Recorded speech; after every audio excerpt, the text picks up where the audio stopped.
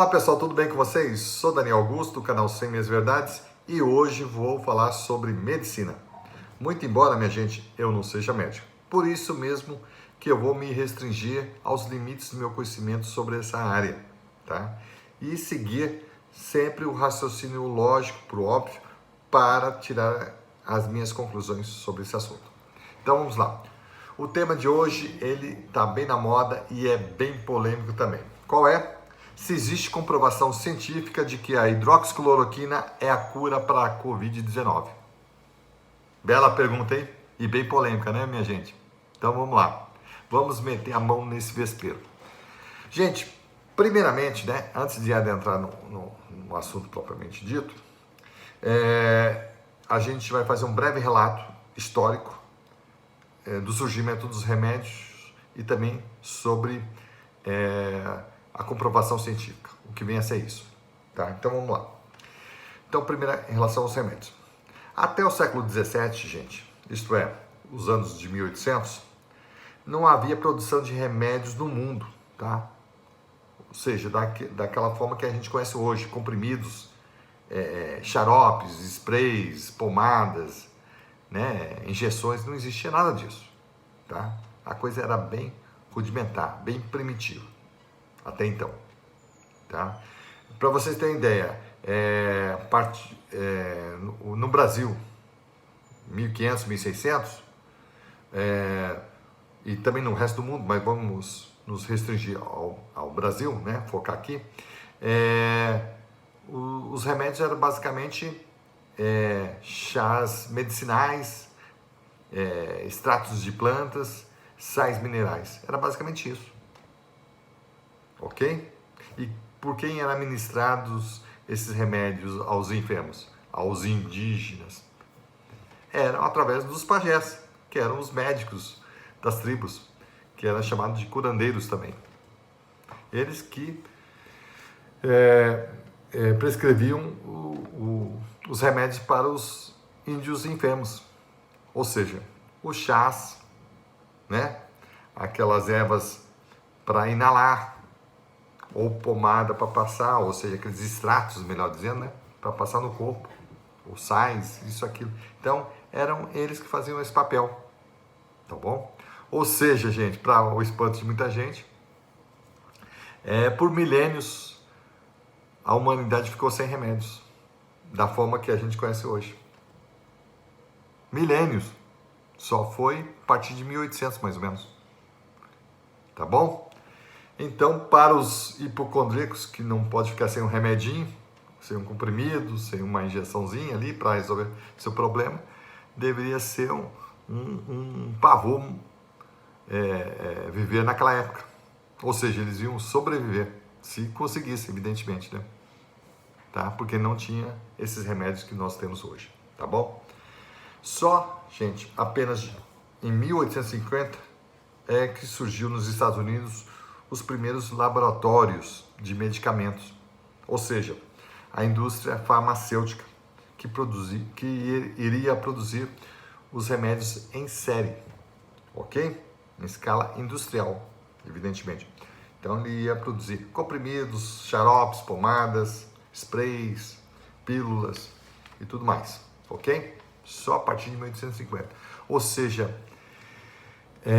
ela é muito recente, tem menos de 200 anos, minha gente. É muito nova, tá? Para o espanto de muita gente que pensa que isso sempre existiu. Outro ponto importante falar é quanto a questão da comprovação científica, gente. Esse negócio de comprovação científica também é um pouco relativo, a gente tem que entender bem isso. O método científico foi criado por Francis Bacon, lá meados de 1600, por aí, tá? Descartes e Isaac Newton. Então foram eles os pais do método científico, vamos dizer assim. Em que consiste isso? Para comprovar se aquele fenômeno, se aquele produto, se aquele remédio realmente é eficiente, eficaz para as pessoas, tá? Então, estou falando do remédio porque é o caso aqui, mas na verdade eles fizeram para várias coisas, tá? O método científico. Que consiste no quê? Na observação de determinado fenômeno, e aí eles traçam algumas hipóteses por que ocorre aquele fenômeno. E vai testando. Para testar, ele tem que fazer experimentos, tá? Que vão seguir toda uma metodologia. E vai isolando para o que deu certo, o que não deu, porque que ocorre ou não. Para chegar a uma conclusão. Se ele chegar a uma conclusão que pode ser repetida inúmeras vezes sem falhar, ele chegou a verdade científica sobre aquele fenômeno. Ok? É dessa forma, uma coisinha simples. E não só ele ele pode comprovar aquilo. Todas as pessoas, todos os outros cientistas, pesquisadores que fizer repetir o mesmo procedimento, vai ter que chegar à mesma conclusão daquela pessoa que fez aquele experimento. Tá? Então é isso que é metodologia científica, tá? Só que isso aí surgiu só em 1600, gente. Ou seja, até então não existia método científico em lugar nenhum. Tá bom? Só em 1600. Então falar que os indígenas, os povos mais primitivos, o povo medieval da Europa, lá da Ásia, as tribos indígenas da África e da América do Norte, os esquimós, não podiam tomar o remédio, ou então se tomavam era porque eram pessoas que estavam indo contra a ciência, se na verdade nem a ciência propriamente dita existia. Então é um contrassenso, ok? O método científico, que é a base da ciência, só surgiu em 1600, gente. Então até então, em todos os séculos anteriores, os remédios existiam sim, curavam sim, eram bem primitivos, rudimentares, mas curavam. Tanto que muita gente sobreviveu e ficou curada com os remédios que tinha até então. Certo? Mas não existia o método científico. Então não é porque eles não foram testados cientificamente que os remédios não tinham a sua eficácia. Primeiro ponto, tá? É isso que tem que ficar frisado aí, nesse vídeo. Isso aí é a coisa mais importante. Não é porque algo não foi comprovado cientificamente que ele não tem eficácia, que ele não tenha o seu valor. Tá? Segundo ponto, vamos lá. Vamos entrar agora no remédio propriamente dito, que é o tema desse vídeo. A hidroxicloroquina. Ela tem mais de meio século de existência, gente, tá? Vamos lá, fazer um breve histórico sobre ela. A cloroquina, que é a sua irmã mais velha, tá? Foi descoberta em 1934 por Hans Andersag, pesquisador da Bayer, né? Aquele laboratório alemão, salvo engano, ok? Em 1934, minha gente. Já a hidroxicloroquina foi sintetizada, tá? Em 1956, um ano depois da Segunda Guerra Mundial, por dois pesquisadores, Surrey e Hammer, e teve sua aprovação para o uso médico nos Estados Unidos em 1955, gente.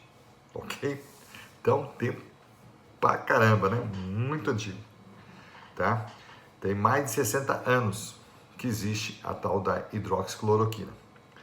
Ou qual que era o objetivo desse remédio? Era para curar a malária, o lúpus e a artrite. Basicamente essas. Claro que tinha mais outras, né? Mas as mais importantes eram essas três. Ok? Então, o que ocorre em relação à questão da comprovação científica? É que a bula desses remédios, que todos os remédios têm bula, né? Principalmente os mais sofisticados, vamos dizer assim. né? Então, a bula desse remédio, gente, só visava curar essas doenças que eu acabei de falar: malária, lúpus e artrite reumatoide, tá ok? Por óbvio, então, a bula desse remédio não poderia, como alguns querem hoje, que ela tivesse constando a cura da Covid-19. Não poderia estar lá na bula, naquela época e agora. Porque quando aquele remédio, ou seja, a hidroxicloroquina, foi inventada, né? Foi criada, não existia esse tipo de doença naquela época. A Covid-19, como o nome diz, surgiu no final de 2019. Então, não tinha como os laboratórios lá que criaram a hidroxicloroquina prever que existiria uma nova doença 60 anos depois, que não existia naquela época. Seria absurdo imaginar que eles pudessem adivinhar que ia existir uma doença, tá? Então, evidentemente que não tem como o remédio ter na sua bula uma doença que não existia naquela época, só 60 anos depois, tá bom? Primeiro ponto. Então, dessa forma, gente, fica a questão da comprovação científica fica complicada, tá? Não faz sentido, na verdade. Porque não é porque não está na bula de um remédio que curava alguns outras doenças, que agora ele não pode ser usado para uma doença nova, que venha ele ser eficaz, tá? Que hoje se chama off-label. Gente, portanto, a bula desse remédio só visava curar essas doenças, ou seja, malária, lúpus e artrite reumatoide, e não Covid-19. Por quê? Porque simplesmente não existia Covid-19 naquela época, em 1955. Ou seja, 1956, melhor dizendo. Não existia. Então eles não podiam colocar numa bula, que é um documento gigantesco, né? Parece um jornal, né? Diz para que serve, qual é a fórmula química do remédio, fala qual é a posologia, quantos comprimidos tem que tomar por dia, por quanto tempo, ou a pomada, o que for, né? E também diz quais são as interações medicamentosas, ou seja, quais os remédios que você não pode interagir quando estiver tomando aquele remédio específico. E também diz quais são os efeitos colaterais que esse remédio pode causar. Ou seja, é uma série muito grande de análises que tem que estar ali na bula. No entanto, a bula não é algo mágico, né? Que vai adivinhar que aquele remédio vai curar uma doença que ainda nem existe no mundo. Seria absurdo pensar isso. Evidentemente que tem muita gente que de má fé que fala sobre isso, né? Que deveria constar na bula. Não, gente, se o remédio foi criado há 60 anos atrás, não tem como ele prever a cura de uma doença que surgiu agora, que não existia antes. Simples assim, tá bom? Então, isso é muito importante vocês entenderem. Então, para finalizar, para resumir, a questão é o seguinte,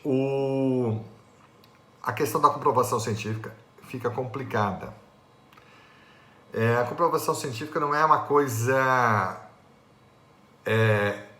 obrigatória, de uma forma assim absoluta. É importante? É importante, sim. Tem que ter comprovação científica para a gente não ficar tomando remédio aí à toa, sem saber se ele vai curar ou não. E tudo mais, quais são os efeitos colaterais. Só que esse remédio, gente, A hidroxicloroquina existe há mais de 60 anos e praticamente não tem problema nenhum. Eles, até então, até esse ano, eram vendidos sem receita médica. As pessoas tomavam de forma profilática, sem estar doente, inclusive. Principalmente contra a malária. Tá certo? Olha só. Então, o que acontece? Esse remédio, ele tem ele já curava todo o problema. As pessoas tomavam e não tinha efeitos colaterais. Os efeitos colaterais que existem numa bula é simplesmente uma medida de precaução dos laboratórios, para eles não serem processados. Basicamente isso. Então eles têm que prever, sim, lá, olha, pode, as pessoas que têm problema de rins, se tomar isso vai ter problema, as pessoas que têm problema cardíaco pode vir a ter problema, as grávidas, sim, as pessoas as crianças até 2 anos de idade não podem tomar por conta disso, entendeu? Estou levantando hipótese, não estou falando que é o caso da hidroxicloroquina, entendeu?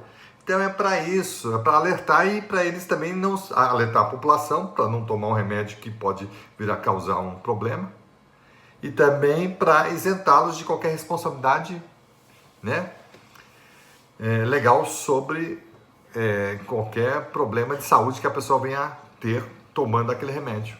É para isso, tá? Então, dessa forma,